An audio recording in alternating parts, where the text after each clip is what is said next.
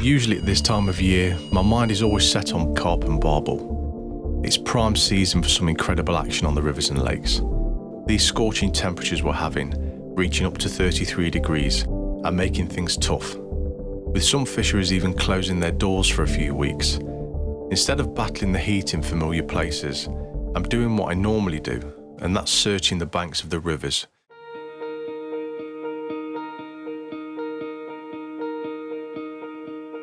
So we're back on the banks. We are doing something a touch different today.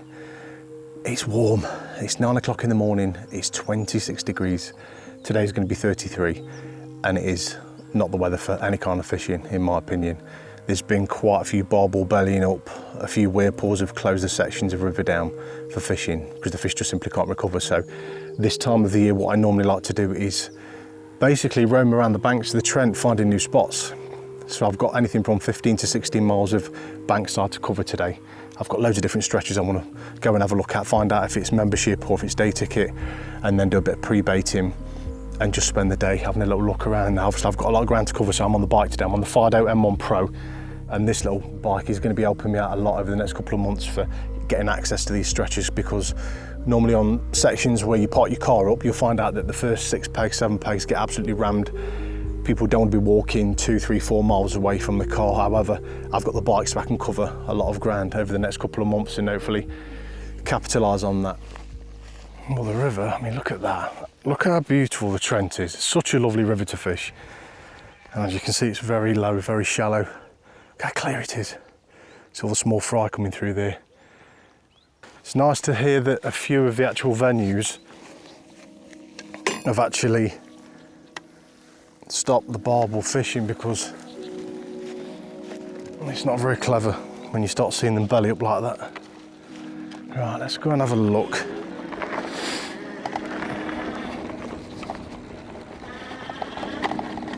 So I've got so much ground to cover today, but that's not going to be a problem. Yeah, I had a look on Google Maps yesterday and there's a few nice spots along here.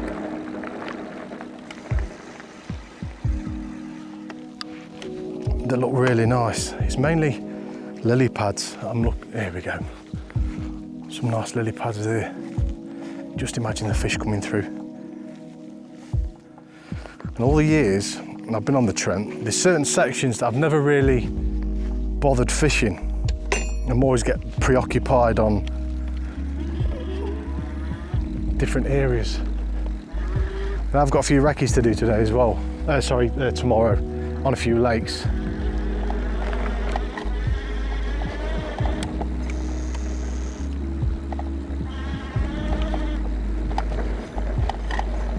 Oh, this bike is going to be a godsend. And one of the reasons why I wanted to look around here to find out what actual clubs own certain sections, you'll probably find as well that the little clubs, they're only about 30 quid a year to join.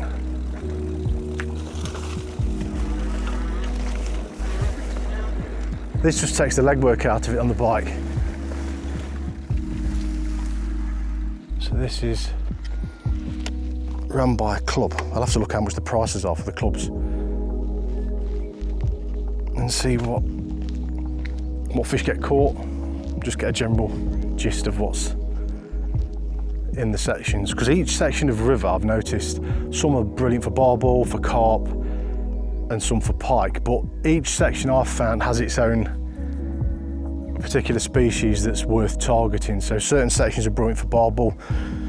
I know certain sections that are terrible. You won't get a barbel at all. It's good for carp and vice versa. So yeah, it's always good to keep an eye out.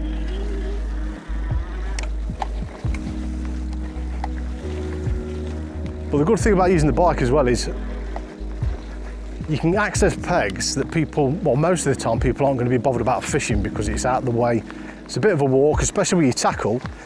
And my sessions that I've got planned over the next couple of months is going to be travelling extremely light. So I'll have a bag full of PVA bags, rigs, just keep everything lightweight, a couple of small rods. Coming to an end now, I'm guessing that is the club stretch. By the look of it, I mean, look at these lily pads. This looks absolutely spot on for this is where all your fish are going to be knocking around. It won't surprise me if there's a few carp tucked around these lilies. And when the conditions are like this, if there is any carp hanging around, we'll definitely see a few, I'm guessing.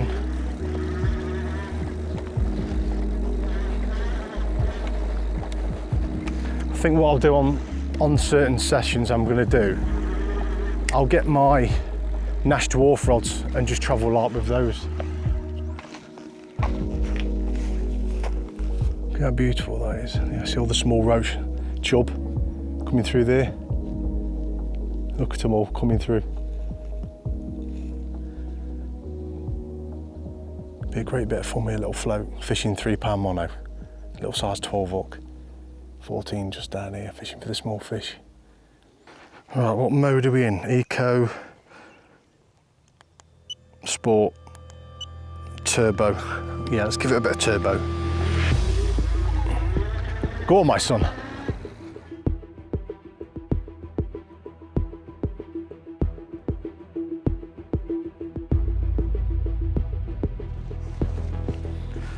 Oh, we're covering a bit of ground. I'm not seen any fish yet.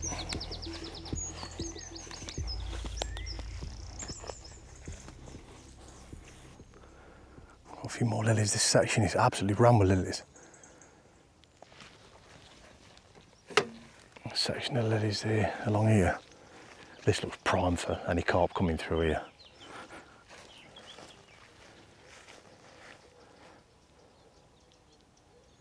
And that's why I like to come down to sections that I've never fished before, do a bit of a recce, have a look around. I mean, look at that other side there. That is untouched. No one's been along there. It'd be great to come down on the boat and shoot down here and dig a peg out and start pre-baiting on there.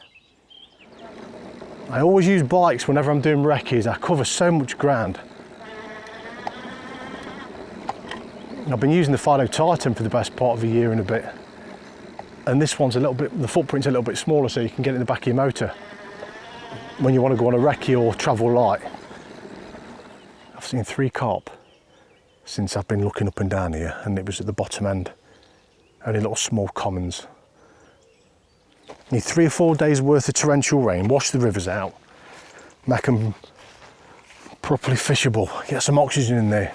Because even the whirlpools around the country, you know, there's anglers going to fish them, which is all good and well, but I've seen a few things on social media where people have said they're trying to rest the barbel and they recover it, they're not responding very well because it's the low oxygen levels and the water temperature is very warm.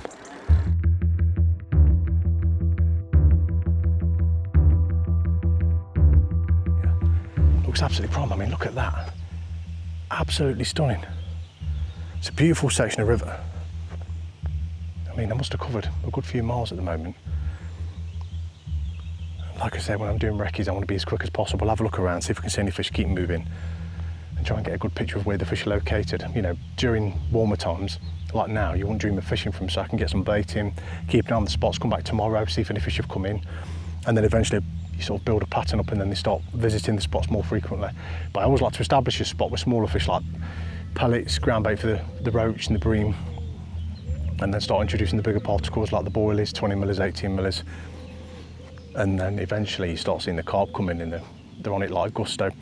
But it's a very quiet section, there's nobody here. You can tell the banks don't get touched, and I don't think it's privately owned because there's no sign saying no fishing or anything, so that's why I do like my recce's. I don't want to just turn up fishing and find out it's privately owned or something. So right, let's shoot down here, we'll have a little butcher's.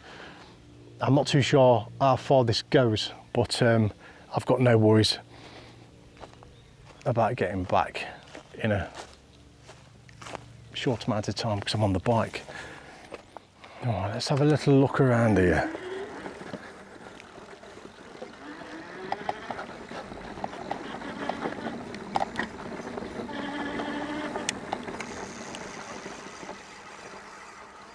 Got some nice gravel runs along here. This looks nice.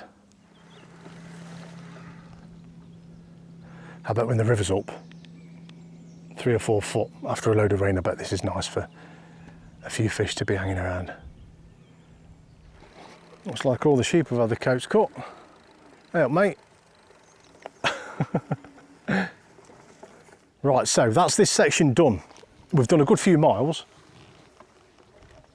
I am gonna hold back on the pre-baiting now, seeing as I haven't got a ticket for the clubs. There's 2 clubs I'm gonna look into, see if I can join. If there's a waiting list, then forget it.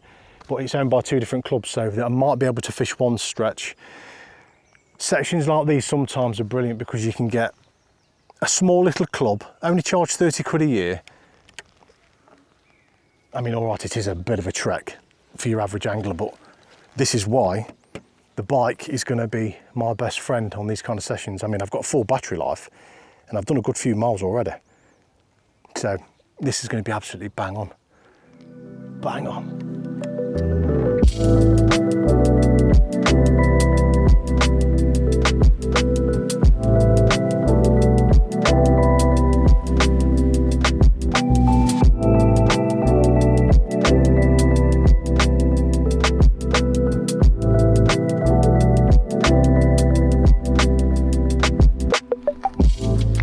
That is the Reccy done. Didn't do any pre-baiting, which isn't a problem. I need to speak to a few of the clubs I'm thinking about joining. Hopefully there's not a waiting list or anything, and pretty much go from there. I mean, look at the river. We are now knocking on for about 32 degrees. We're at the peak now, so I think I've had my fair share of sun these past couple of hours. I've had a good look around. It's been really nice to see these different sections. There's another 3 sections I want to sort of visit, but I will keep them for separate videos because they are going to be lengthy ones. They're much bigger than what this one was. I was hoping to get a little bit further down the river, but it is quite busy. There is a few anglers fishing at the far bottom. This section is nice and quiet because it's obviously club run, so I'll have to look into the clubs, see what they're like for joining, see if there's anything. The bike has been an absolute godsend. I'll be using this on my next few recce's and general fishing along the Trent if I'm going to pick some spots where they're a little bit inaccessible and they're quite far away. I mean, I've done probably 8-9 miles today. I've been going up and down looking for fish. I've seen 3 carp near the boat moorings at the bottom. Other than that, it's been absolutely dead. I've seen nothing at all, not in the margins, the lily pads or anywhere like that. So I'm looking forward to coming back and putting a bit of bait in. But for now, I think it's time to go and get some shade, get a cool drink, and then we'll plan his next session. Like I say, the weather is very warm. It's going to be mega hot for the next, I think for the next week. So my fishing, I'm not too sure what to do, to be honest. I really don't know. I try and avoid any kind of fishing when it's that hot. I might even try a little bit of floater fishing for roach and silvers. That shouldn't be too bad, but any specimen sized fish, I generally tend to leave them alone when it's this warm because it's too hot. The recovery for the fish would be an absolute nightmare. Small fish are all right, but the bigger size ones, they don't do well when you get them in the net. They're on the side, and the barbel, the amount of barbel that are passing away at the moment, bellying up, not doing well in weir pools where everyone's going, is, yeah, it's not nice to see. But I'm glad a few fisheries are actually closing for the next few days or even a couple of weeks while the weather calms down, because the last thing you want to do is lose a load of barbel on a section of river. So yeah, I'm going to be doing a load of recce's, looking around. Definitely going to join these clubs if possible, then come back tomorrow, do some pre-baiting, and then visit a different section of Trent. Do the same, and then plot my next sort of 3 to 4 months fishing on the river. I want to get some big carp. I want a massive slab at the Trent, so I'll be doing bream fishing, obviously barbel, carp, and all the other bits in between. So that's the end of the video. So hope you enjoyed it, and I will see you in the next one.